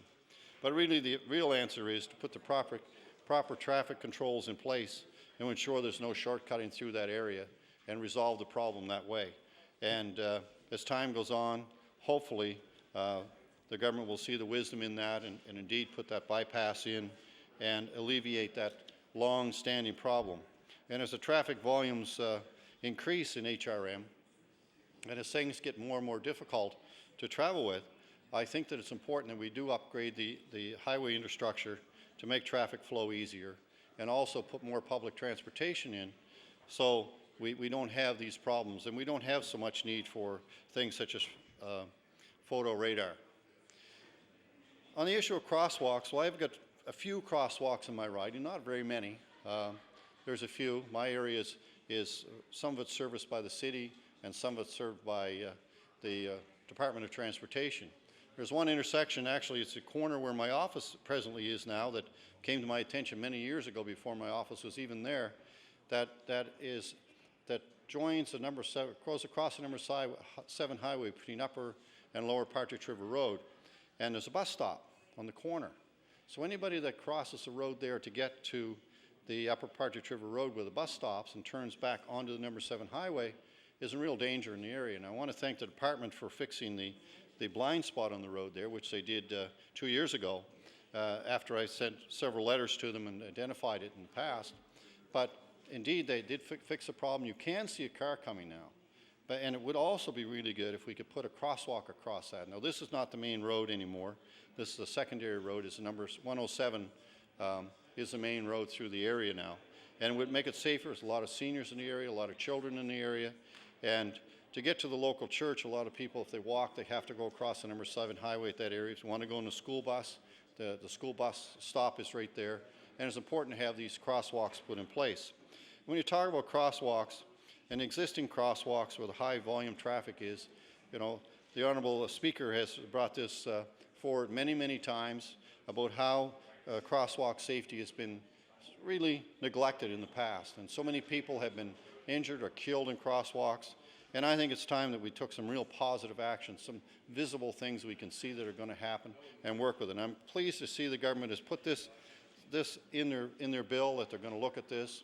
I don't think it's strong enough. I think there should be some changes made in it, and I believe that we should have red flashing lights at crosswalks instead of the lights that are there now. And I believe that would help. If it only saved one life in a year, it'd be worth every penny we spend on it. So, you know, when you look at these different things and the things that they're talking about changing in the bill, I think there's a lot of merit in some of these items, and some of the items I think really should be reviewed in more detail. And I'm going to close with those few remarks and wait to see what kind of response we get to law amendments, and hopefully some good amendments will be made at that point, and ensure that whatever bill is passed, and assuming this bill hopefully will pass with amendments, that will be better for Nova Scotians, make Nova Scotia safer and a much safer place to live and to move around in. And thank you, Mr. Speaker, for the chance to speak on this bill. Thank you. Chair now recognizes the honourable member for Dartmouth East. Thank you, Mr. Speaker. I'm pleased to rise this afternoon to talk about Bill number 7. I really want to talk about the crosswalk portion of Bill 7. Even though the bill does appear to be, it's a total buffet of items there that we get to pick and choose from, which is kind of a shame. Would have preferred to see the pieces broken out, because you know, sometimes it's like my mother used to say to me, some people will cut off their nose to spite their face. And if we're all supposed to be in here working together to get things done for the people of this province, which is what, when I talk to people, they always wonder, you know, why we're in here seemingly arguing all the time and what appears to them to be fighting with each other, when they just want to get the good things done. Mr. Speaker, talk about a good example of crosswalk, or a bad example of what happens in our crosswalks, or in places where indeed there isn't a crosswalk to start with.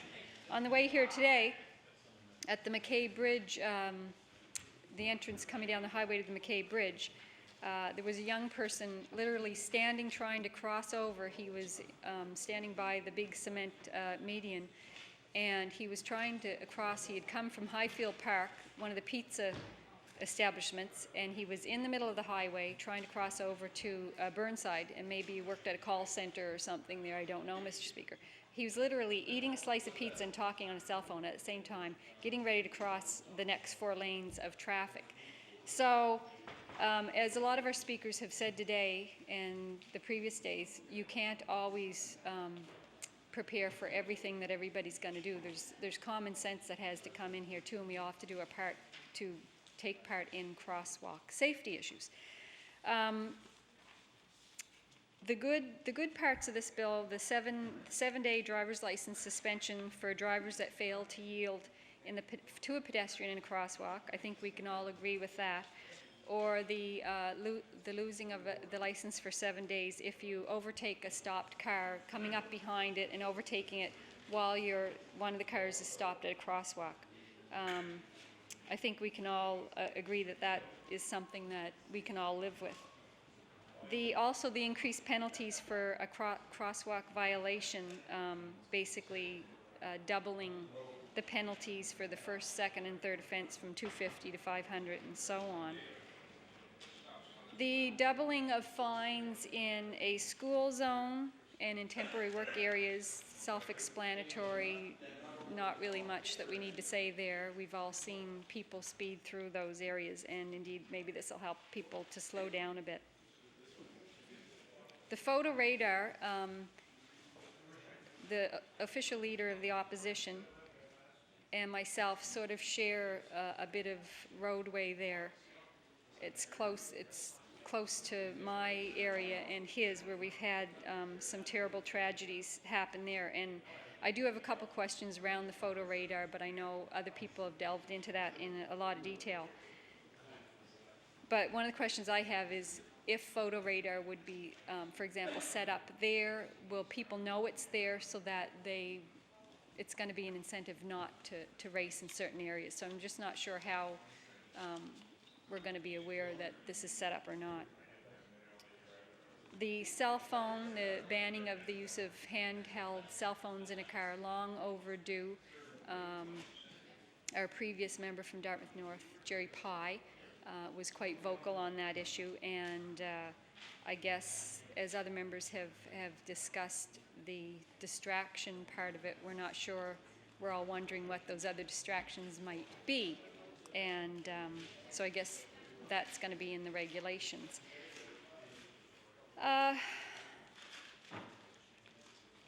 The issue of crosswalk safety is always, every day, in a lot of people's minds, especially in Dartmouth East and Dartmouth South, Portland Valley, because the street that one of our young people were killed in a crosswalk there's a daily reminder at that intersection, because there's always a memorial set up there. The students of Prince Andrew High School, many of those that have now moved on to post-secondary education and still live in the neighborhood, continue to take flowers and items to that memorial. So we drive by that every day, and I think, you know, we need to do things in this province that make us all safe in crosswalks so that we don't have to see things like that on our way to work or on our way home. And that I know you can't, as the previous Minister of Transportation has said before when I've asked him questions in here, you can't account for everything, and accidents will always continue to happen. One of the things I'm wondering about why they weren't actually, I'm not sure if they were addressed or looked at and then decided against, but the use of red lights at crosswalks, because right now we really, you know, the amber lights on a school bus say slow, you know, watch out, slow down, proceed with caution. But everybody knows that a red light is stop, right? So I know they had been saying that they were going to look at that, but I'm not sure if it was looked at, decided against, or if they're going to leave it up to the municipality and the funding that's available to the municipality, and the municipality will decide where or if they'll put, you know, the different types of lighting in to have a better effect on making people stop. But Mr. Speaker, so the things that I've mentioned, you know, I think are things that everybody seems to agree with. Again, wish they had been separated out so that we wouldn't, why do we have to go through this? It's senseless to be, really. So, Mr. Speaker, the part of the bill that, you know, there's some questions on, we've heard people talk about it, and of course the squeegee kid part of the bill is something that, why it's stuck in there, I have to wonder. And I think other people are wondering the same thing. I mean, we're really talking about probably 8 youth that some of them don't even always reside here in Nova Scotia, I believe. You know, they travel according to the weather sometimes. And of course, they've got issues of their own that they're trying to face and deal with. And the government should be helping them deal with and face those issues in a more appropriate way than criminalizing them. And it's obvious to anybody that even if that part of the bill went through and those people were fined, they're not going to pay those fines. If they're out in the street raising money to live on and to feed themselves, because for whatever reason that's the only recourse they have, they're not going to have $250 or whatever to pay that fine. So, Mr. Speaker, I'm going to end on that comment and just remind people that we're here to try and do the best for all the people that live in Nova Scotia, and that doesn't matter if you're at the higher end of a pay scale or at the lower end. And I guess to sum it all up, I'll just have to wait and see what happens at law amendments, and we'll hear from the people, and I look forward to that. Thank you, Mr. Speaker. Thank you. Before I recognize... Pardon me? I'll now recognize the honourable member of Transportation and Infrastructure Renewal to close debate on Bill number 7. Thank you, Mr. Speaker, and just want to begin by saying I want to thank the honourable members who took the time to address issues that are in the bill specifically and talk about it. There were many comments that were made that many to respond to that directly here, but I'll tell you, Mr. Speaker, that we are taking note and have taken note, and we will take note through Hansard of what recommendations, suggestions, I guess, came from the opposition members, and look forward to further discussion.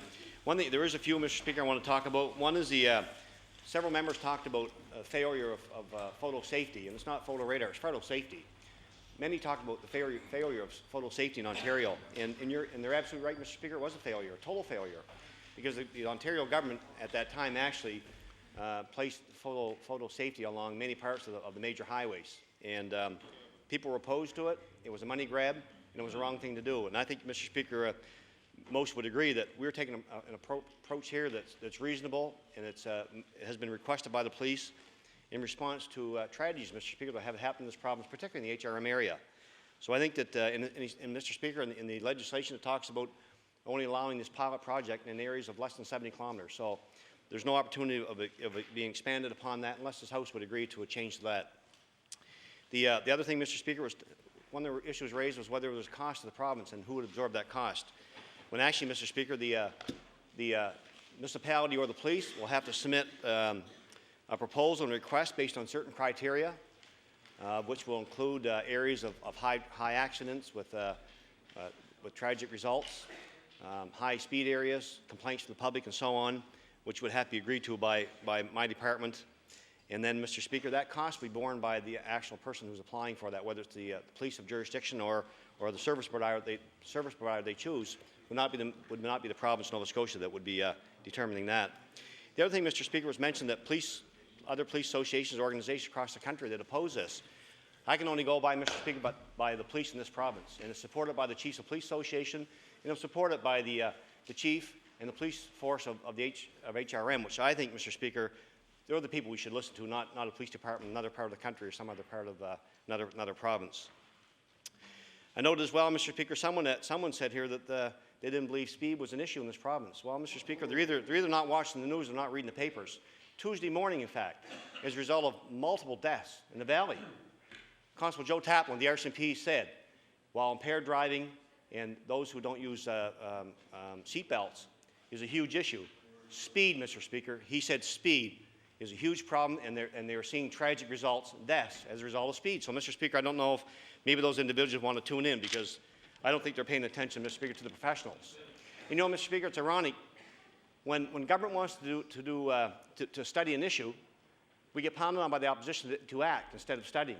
So, Mr. Speaker, I'm saying time is over for studies. I'm saying time is up for talking. Now's the chance for an opportunity for us, Mr. Speaker, and all members of this House to take some action in regards to tragedies that are happening in this province. It was mentioned earlier here today, Mr. Speaker, in the question period. You may remember who asked that question, Mr. Speaker. What are we doing? Well, Mr. Speaker, we are doing this in 2 stages. There's an opportunity here for this legislature, Mr. Speaker, to take some action now in regards to deaths and fatalities, serious injuries that we've seen in Nova Scotia, particularly in the HRM area, as a result of what we're putting before the House tonight. And I know, Mr. Speaker, some of these issues with some members are very controversial.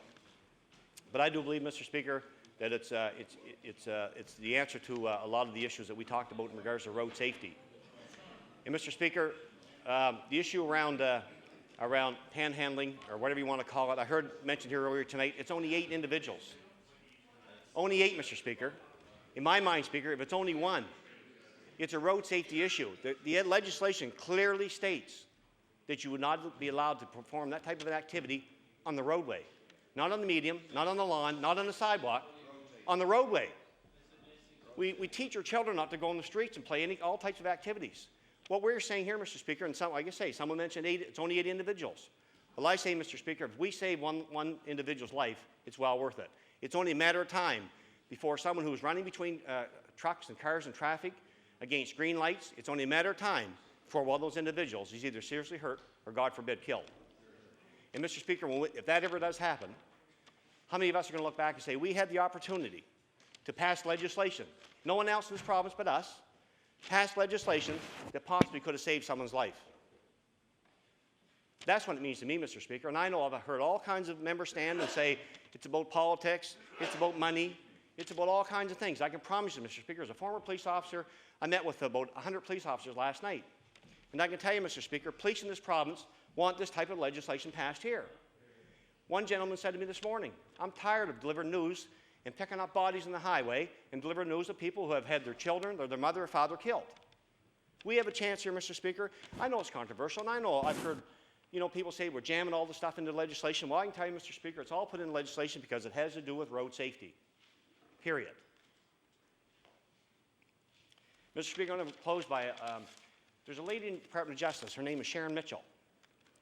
And she came to me with a story. You'll recall, and I don't want to say the victim's name because I just don't think it's appropriate. But I will tell you this: Sharon Mitchell works for the Department of Justice.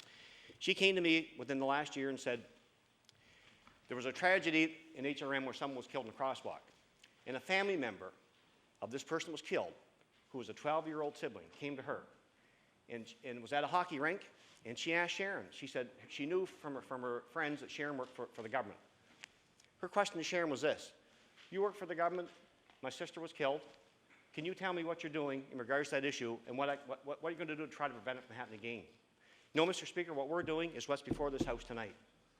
And although I accept the criticism from some members about some of the issues, and I do, Mr. Speaker, and we'll take that into consideration, and I hope it will go to law amendments, and I hope we'll have the public come forward. Because, Mr. Speaker, this legislation is about road safety, about protecting lives and people, and if no one in this province is going to do it, it has to be us. And if we're not going to do it, Mr. Speaker, it's not going to get done. And again, if this legislation does not pass, and God forbid down the road something does happen, there will be a tragedy somewhere along the line, will we actually wonder, could we have had an opportunity? We had an opportunity, but could we have prevented that from happening?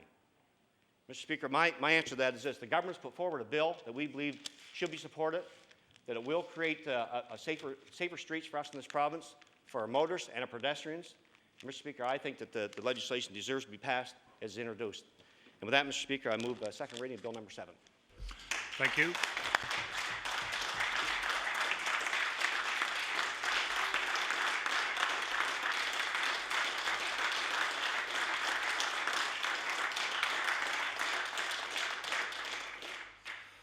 The Honourable Minister of Transportation and Infrastructure Renewal move second reading on Bill number 7. Is the House ready for the question? All those in favour of the motion, please say aye. Aye. Against? Motion carried. Bill 7, entitled an act to amend Chapter 293, the revised statutes 1989, the Motor Vehicle Act. Order that this bill be referred to Committee on Law Amendments. The Honourable Government House Leader. Yes, Mr. Speaker, would you please call for second reading Bill number 10, Gunshot and Stab Wounds Mandatory Reporting Act. Bill number 10, Gunshot and Stab Wounds Mandatory Reporting Act. The Honourable the Minister of Justice. Thank you, Mr. Speaker. I'm pleased to rise today on second reading of Bill number 10, the Gunshot and Stab Wounds Mandatory Reporting Act. Mr. Speaker, incidents involving crime and violence in our province are extremely troubling.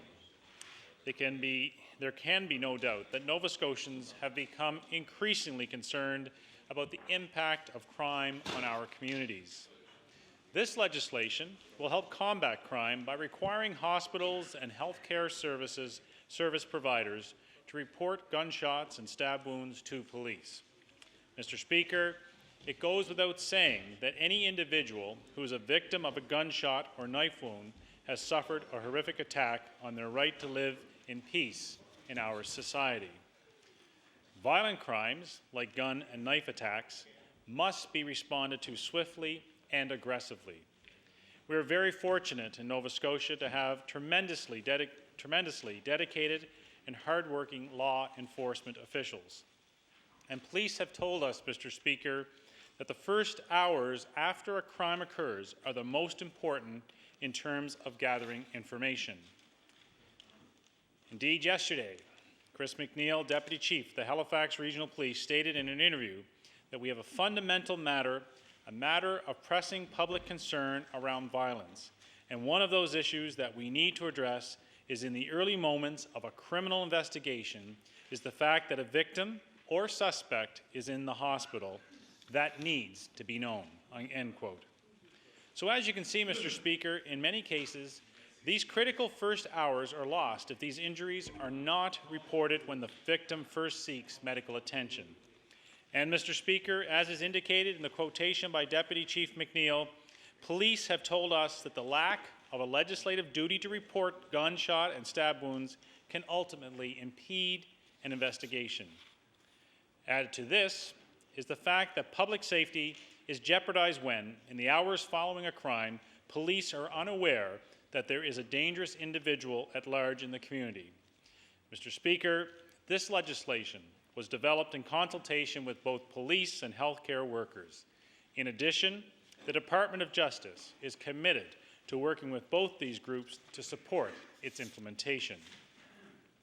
Mr. Speaker, yesterday, Dr. John Gillis, an emergency room physician at the Dartmouth General Hospital, indicated his support of this legislation. Dr. Gillis stated, quote, "I think this legislation is good. I think the principle is right.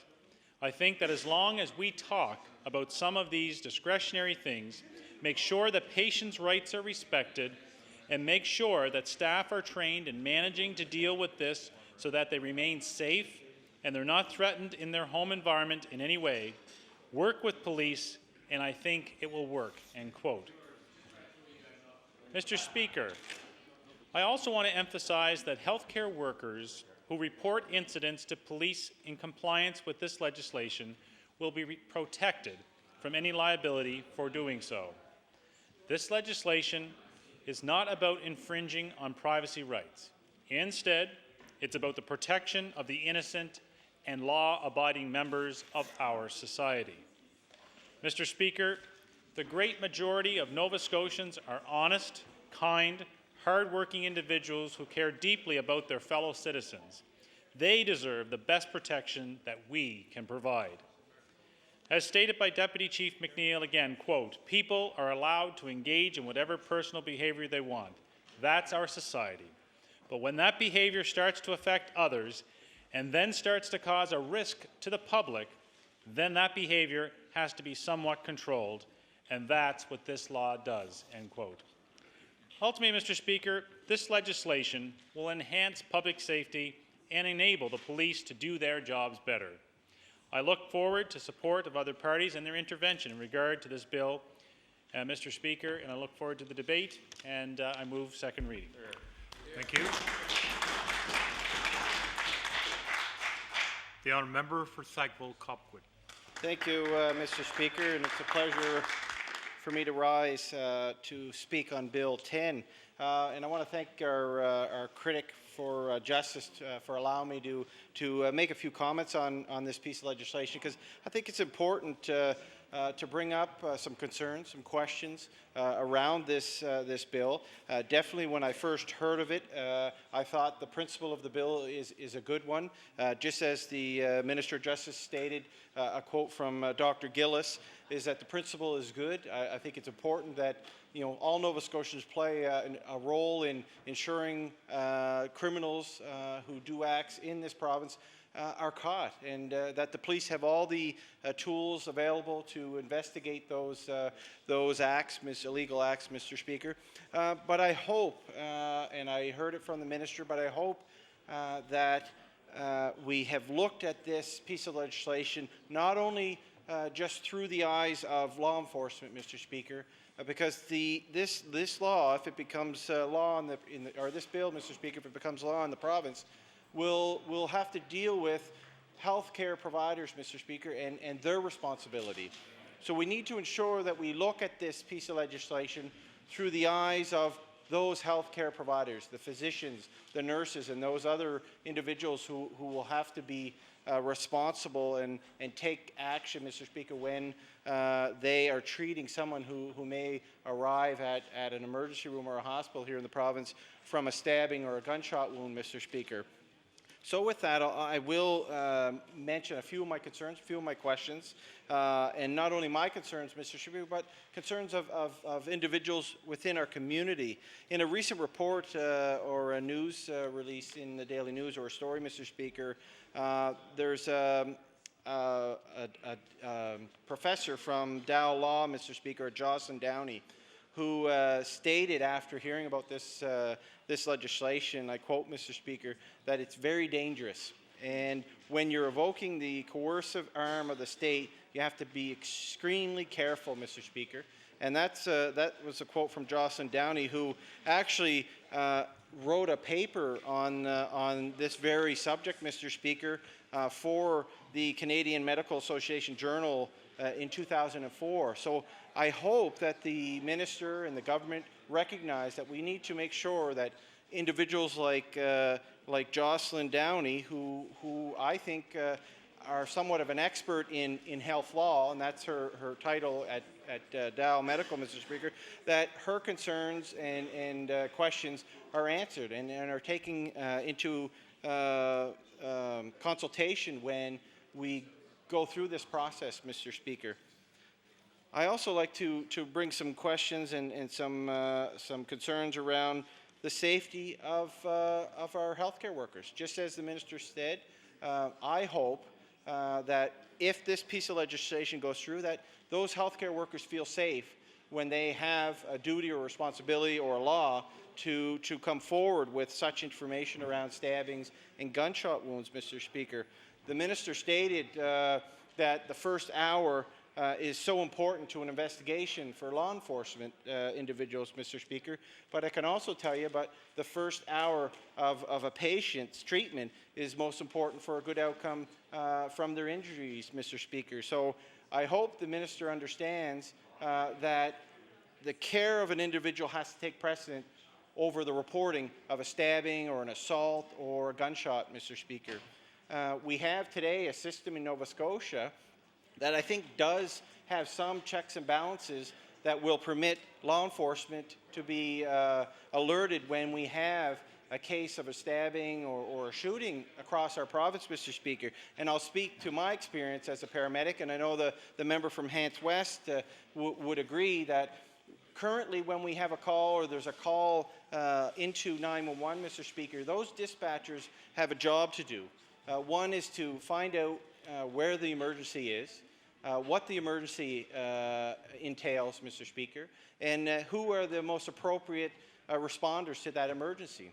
So if a dispatcher gets a call from an individual stating that someone has been stabbed or shot, which I've attended to over the years, Mr. Speaker, that dispatcher will ask questions. That's their job. They'll ask questions on, first is, where the patient is, what their status is, what their vital signs is, and where the location is.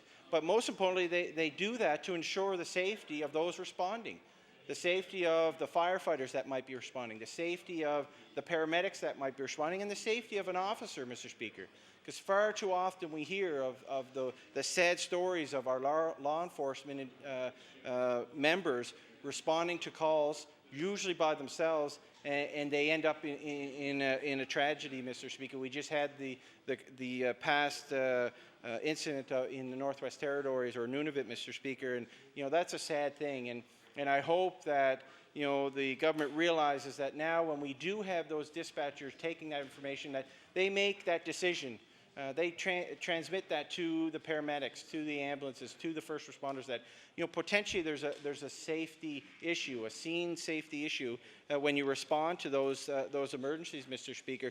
And far often, as a paramedic, Mr. Speaker, they're told to stage at a certain distance from the scene to allow law enforcement to get there, Mr. Speaker, and to make sure that that scene is safe for not only the law enforcement individual, but for the paramedics that might be going to treat someone who was assaulted or who was stabbed or who was shot, Mr. Speaker. So part of the concern we have is definitely around the duties of individuals, the duties of professionals here in our province, Mr. Speaker. The police, law enforcement agencies across this province have a duty to uphold the law here in the province. We have clergy individuals, people in parishes, in religion organizations, Mr. Speaker, who have a duty to their congregation and a duty to people who might come to them. There's always this clergy confidentiality type of agreement that through confession, Mr. Speaker, I grew up as a Catholic and was told that I can go into confession and that the priest would keep that between the confidence of himself and me, Mr. Speaker. Not that I had a lot to confess to the priest, Mr. Speaker, but also lawyers in our province have a duty to their client, and they have a confidentiality agreement, Mr. Speaker. But we also have healthcare workers and physicians. Physicians have a duty to have a patient-doctor confidentiality, Mr. Speaker. And when we talk about this piece of legislation, we have to talk about the ethical reasoning behind why we will ask physicians, for example, who have taken an oath of office, that they may have to go against that oath. So I hope that we, the government, and that this process will ensure that those ethical guidelines and those oaths of office that physicians take, for example, Mr. Speaker, are upheld. And that's why I say we need to ensure that we look at this not only through the eyes of law enforcement, because I understand the intent to this piece of legislation, Mr. Speaker, I truly do. But we got to respect those other professions that have oaths of office, like physicians and patients relationship, Mr. Speaker. And that was one of the concerns that Jocelyn Downey had when she heard about this legislation going forward, Mr. Speaker, and she said it was very, very dangerous. And she also said, Mr. Speaker, that, and I quote here, requiring hospitals to report such injuries to police won't solve the problem of accidental shootings and suicide attempts, which make up the majority of gunshot wounds. And I think she's quite right with that, Mr. Speaker. You know, my question to the Minister of Justice and the question here in Nova Scotia is do we know how many gunshots or stabbings go unreported here in this province?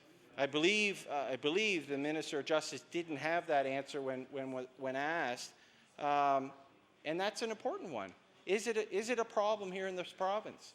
And that's why I say we need to ensure that we have all parties involved in this decision making, and that I don't think this piece of legislation should be like many of the pieces of legislation that goes through the process here is rushed. I want to make sure that if this piece of legislation goes forward, and we'll support this going to law amendments, that if this goes forward and goes through the full process, that those healthcare workers are protected, and especially that oath of office that physicians take here in the province and in the country to protect their relationship with their patients, Mr. Speaker. So with those few words, Mr. Speaker, I hope that this process we see an involvement from not only law enforcement but from the medical field, Mr. Speaker,